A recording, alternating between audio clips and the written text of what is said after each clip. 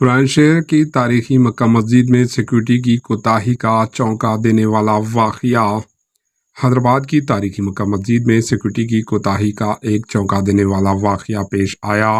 Reports کے مطابق تراویح کی نماز کے دوران ایک شخص نہ صرف مسجد کے اندر داخل ہوا بلکہ وہ مابینہ طور پر خطیب صاحب کے انتہائی قریب پہنچ کر ان کے بازو بیٹھ گیا۔ بتایا گیا ہے کہ اس شخص کا تعلق دوسرے فرقے سے ہے۔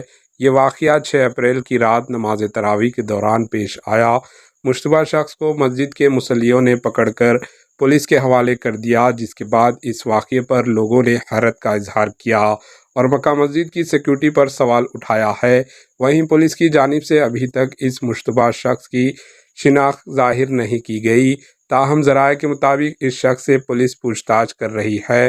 مکہ مسجد کے خطیب حافظ و قاری مولانا رضوان قریشی نے واقعے پر افسوس کا اظہار کرتے ہوئے کہا کہ پولیس کی سیکورٹی کے سخت انتظامات کرنا چاہیے۔ انہوں نے کہا کہ مشتبہ شخص مجھ پر حملہ بھی کر سکتا تھا، جبکہ کچھ لوگوں کا کہنا ہے کہ وہ شخص نشے میں تھا۔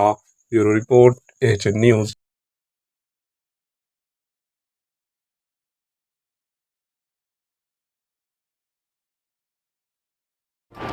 AHN نیوز کو لائک کریں، شیئر کریں اور سبسکرائب کرنا نہ بھولیں۔